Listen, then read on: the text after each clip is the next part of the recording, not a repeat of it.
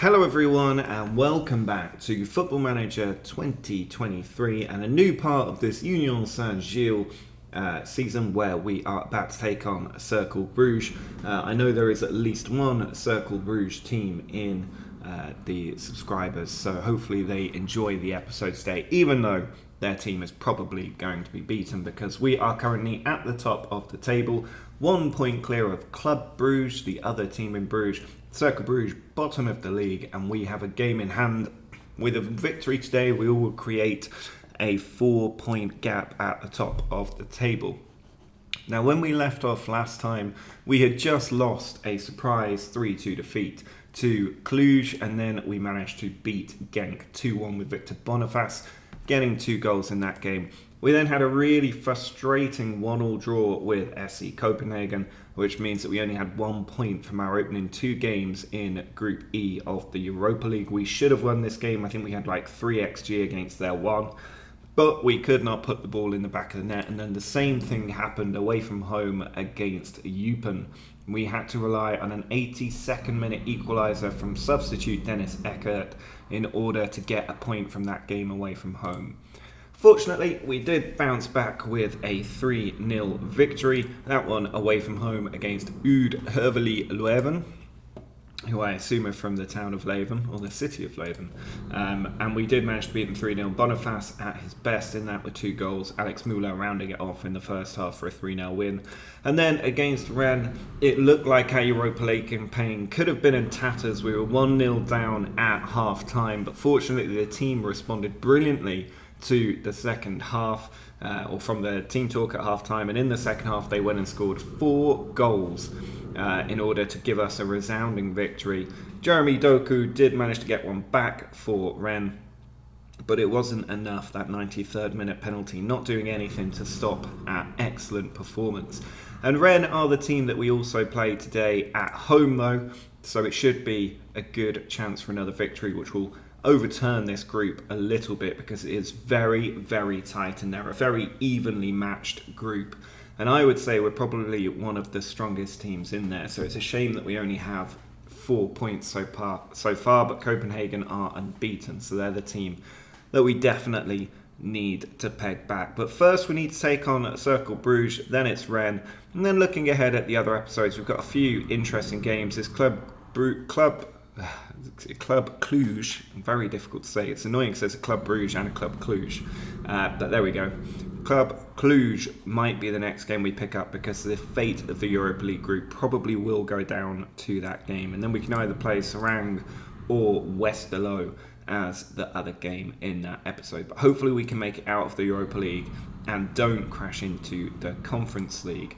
But today we're going with a strong team against Cercle Brugge. I don't want any banana skins where we slip up against a team we should be beating. I want that 4-point gap at the top of the table. So we've got Boniface, Adringa and Muller as the front 3, Amani, Dembele and Puertas in midfield.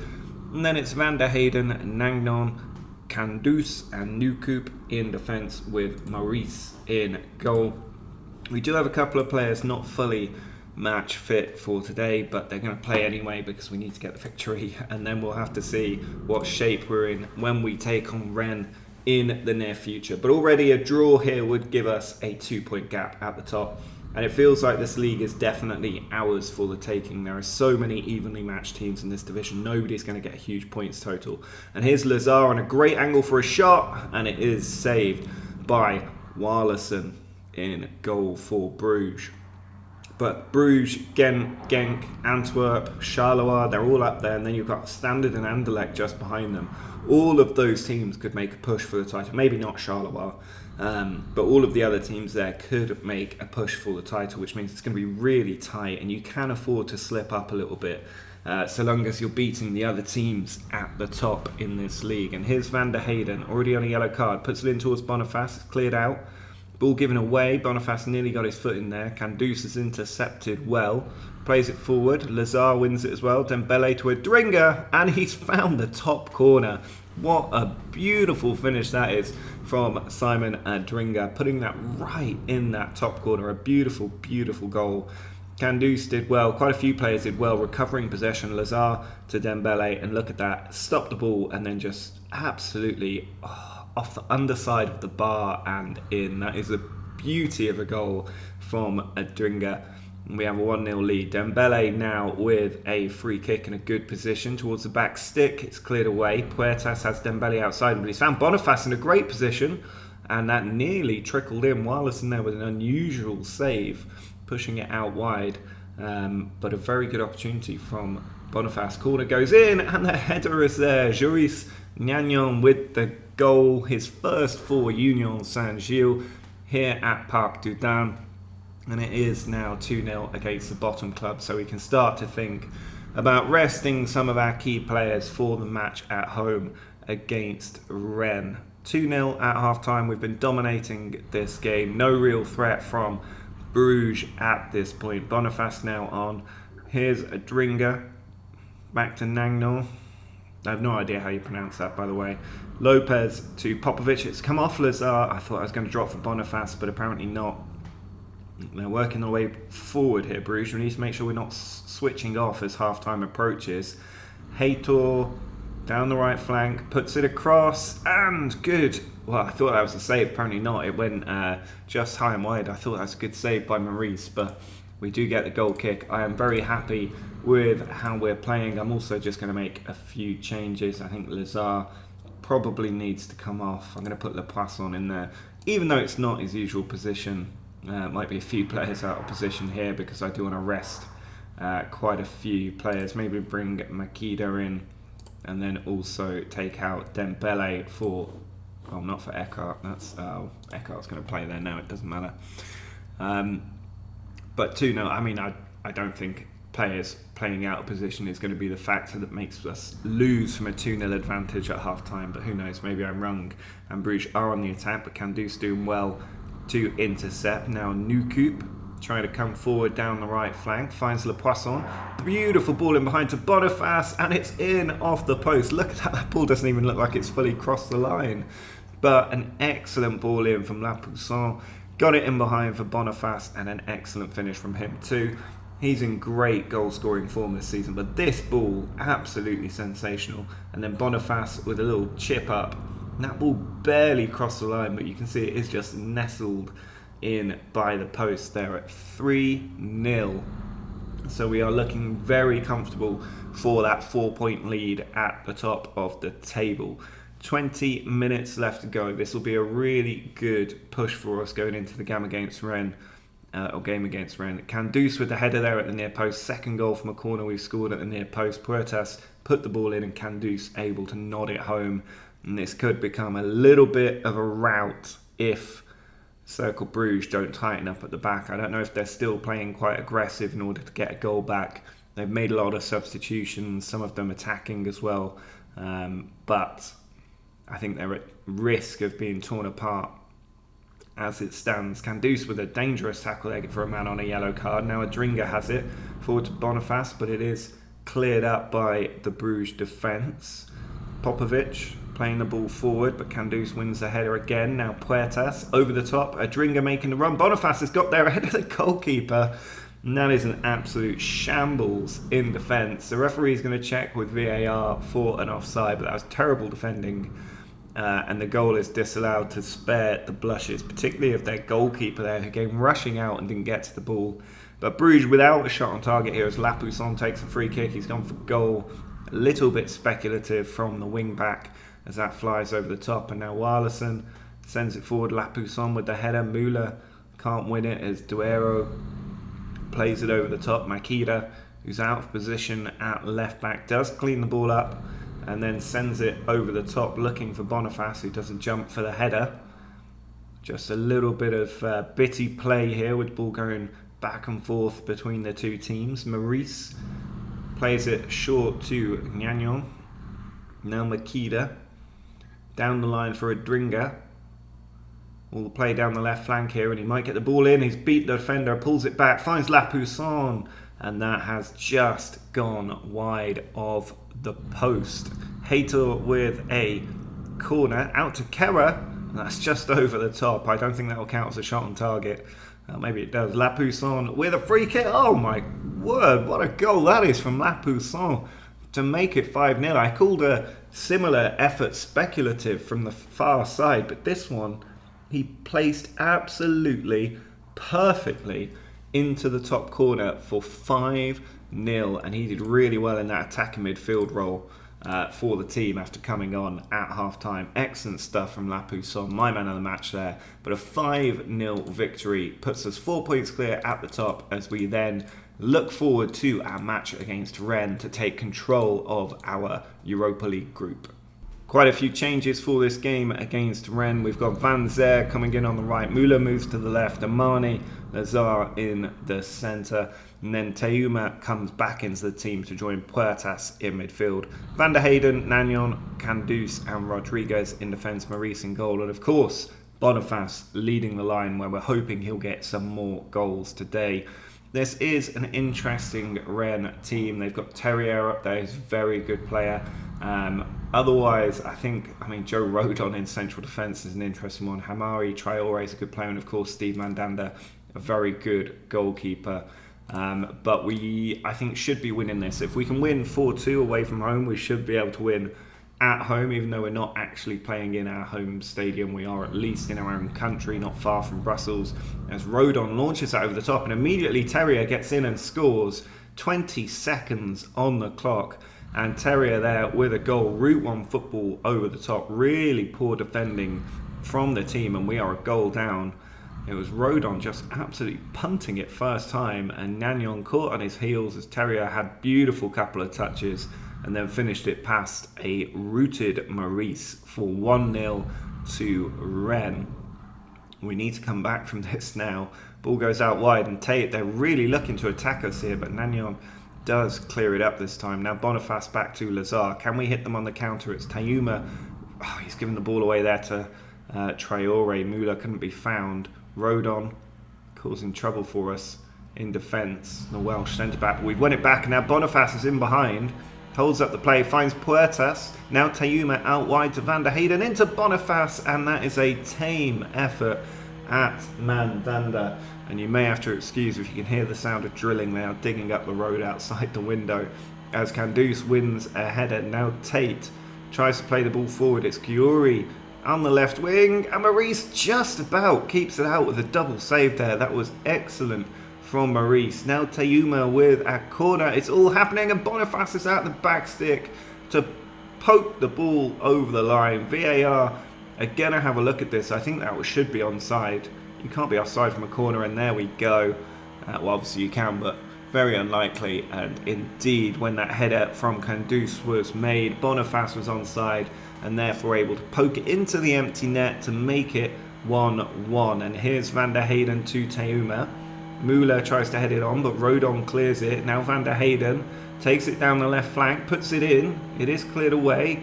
Nagnon to Teuma. Van der Heyden back again to complete the triangle. Now here's Candus.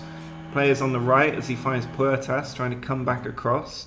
Nagnon to Candus. Puertas out wide to Jose Rodriguez. Puts the ball into Boniface. And that is a beautiful header and a great way to get your 20th goal of the season already. I can't believe only 30 minutes of this game have gone, but Boniface has already helped to turn this around for us with a brace. Rodriguez with the ball in, and then Boniface with a sensational header to beat Mandanda in goal and make it 2-1 to us. And that puts us in an excellent position with Club Brugge having just equalised against Copenhagen as well. Now here is Van der Heyden back to Nagnon. Puertas manages to get it away before Meyer can make the tackle, and he plays it over the top, and Müller's gone in, but he couldn't control it. I don't know if that was a header then, but it was very tame. And as it stands, we are going to the top of our group, so this is an ideal situation if we can get the win today. And Nagnon with a good interception there. Now Candus over to Jose Rodriguez. Candus once more, plays it out wide to Rodriguez, back into Candus. Now Jose Rodriguez to Candus once more. Nagnon plays it out wide to Van der Heyden. He puts it over the top, should be dealt with by Rodon, who's managed to come across. He launches it forward. Tayuma over the top for Boniface is clean through and has somehow missed the target. I think he was pretty much onside there. He just had the break on the defence, but unfortunately could not complete the hat-trick. He does still have over an hour of this game in which to do that though, so I wouldn't bet against him at this point. Van der Heyden now coming down the left flank. Back to Nagnon. He plays it forward to Puertas. Van der Heyden. He's got players in the centre for him, and there's Tayuma. Van der Heyden once more, puts it across, and Boniface does get it over the line. The linesman standing on the corner flag, I don't know why he would call an offside there if he believes that's where the defender was, but VAR are taking a look at it, and the goal is given. So as I said, Boniface very likely to get a hat-trick, and that is exactly what he's done here. I mean, I can see why the VAR wanted to take a look at that, but they have not ruled it out. And Boniface has turned this around with a hat-trick that takes him to 21 goals for the season. Now Terrier has it as he charges down the left flank. Tayuma gets the ball. Back to Kandus. He plays it forward looking for Müller, but Rodon away. Now Rodon gets it back once more. Van Heyden should deal with that. Tayuma to Lazar. Puertas back to Nagnon. Now Van der Heyden spins the defender and is going on a run here. Finds Jose Rodriguez with a beautiful bit of play. Rodriguez beats the defender, finds Lazar, and that is now 4-1. Lazar's 12th of the season. And this Rennes defence cannot handle our attack and our tactic as we are tearing them apart. 4 goals against them for the second game, and there's only 38 minutes on the clock as Lazar somehow managed to get that out of his feet and into the back of the net for 4-1. And we are looking very good. Copenhagen back in front in their match against Cluj, which means that they are at the top of the group as Terrier looks to do some damage. And that's exactly what he does. And as with the away game, it's now 4-2 to us against Rennes. Terrier there with a beautiful, beautiful goal. All on his own, that as well. Span Kandus brilliantly, ran at the defence, and then somehow pulled out a stunning effort to beat Maurice in goal. And so it is now 4-2 in this match. Still the highlights keep coming. It's Terrier to Traoré. Müller gets the ball back. Now Puertas out wide to Van Zer, who's been quiet so far. He puts the ball in. It's blocked. Rodriguez can put a ball in. He finds Tayuma instead, and he drills it in. Surprisingly, his first goal of the season. He does actually score quite a few goals for USG in real life, but that's his first goal of the season in game, and a very good time to get it to make it 5-2 at half-time. He just arrived and side-footed that past Mandanda, who maybe should have done better with where that ball was placed. But 5-2 at half-time, I think we can take that and be very, very happy with the team's performance. Hopefully it will calm down a bit in the second half because it's very goal-intensive. Here's Didac, tackled by Lazar, and he charges down the right flank. He's going to play a ball over the top, surely. No, instead he loses possession. Ball played forward by Rennes, cleared away. Mayer finds Terrier once more, and this time the effort not quite spectacular enough to find that top corner. So 40 minutes left to play. Copenhagen still winning in their game 2-1. That'll be a really big game against Copenhagen. Here's Jose Rodriguez to Puertas. Back to Rodriguez once more. Lazar to Puertas once more. Out wide to Van der Heyden. Into Tayuma. Now Boniface, excellent play from the team. Just lacking the finish there as Mandanda pushes it around the post. Tayuma with the corner. Ball goes into the near post as always. Puertas is there. Tayuma once more puts it across. Boniface is there, brings it down. Tries to play it in, and the ball is then cleared away. But still, we attack. Nothing coming from that one. You can see 3.45 XG. We're really on top against Rennes here. Kandus down to Puertas. Now Van Zer coming forward. He's got Rodriguez out wide. Puts it into the middle for some reason. Müller recovers it. And now Van Zer has it in an even more dangerous position. But he's given the ball away again. And here comes Guri on the attack down the left flank. Rodriguez has to be careful on a yellow card. And Guri's been allowed to run in.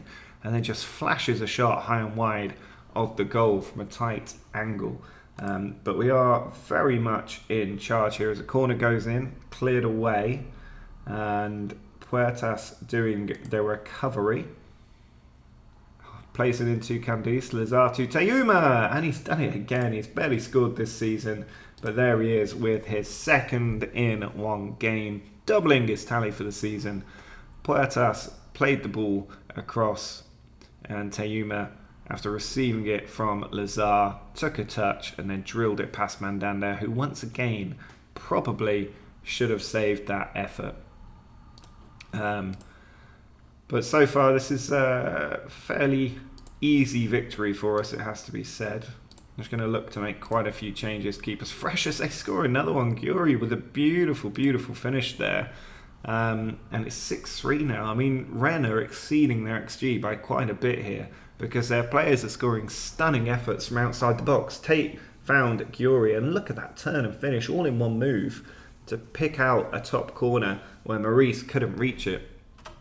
And that 3-goal advantage is looking precarious. It's 3-2 according to XG and 6-3 in reality as Teuma takes another corner for us. In it goes, it's cleared to Adringa and he drills into the bottom corner. 7-3. We're definitely on for a USG record victory or something here at least. 10 goals in this game. There's 20 minutes still to play. Adringa there with beautiful touch. A left foot touch and then a right foot finish. I don't even know how you do that with a ball being pinged at you like that from the corner. But we are comfortably ahead again against Rennes. It's a shame for Maurice, his statistics on goals being ruined by Rennes, despite his team scoring 7 goals. And Copenhagen now comfortably ahead against Cluj as well. And there goes the full-time whistle. A record victory in our time in charge of Rennes. Probably a high-scoring game in the Europa League as well. But coming up next, we have Ostend and Ghent to play in the league. An opportunity to start to stretch our legs at the top of the Jupiler Pro. Next episode, we will probably come back for the end of the Europa League campaign. I might show both the Copenhagen and Cluj games in the next episode because I think that's probably the biggest couple of games coming up for a little while until we're down against Anderlecht and the like later in the season. So if you did enjoy today's episode, do drop a like down below. Make sure to subscribe to the channel for more from this series. But until next time, see ya.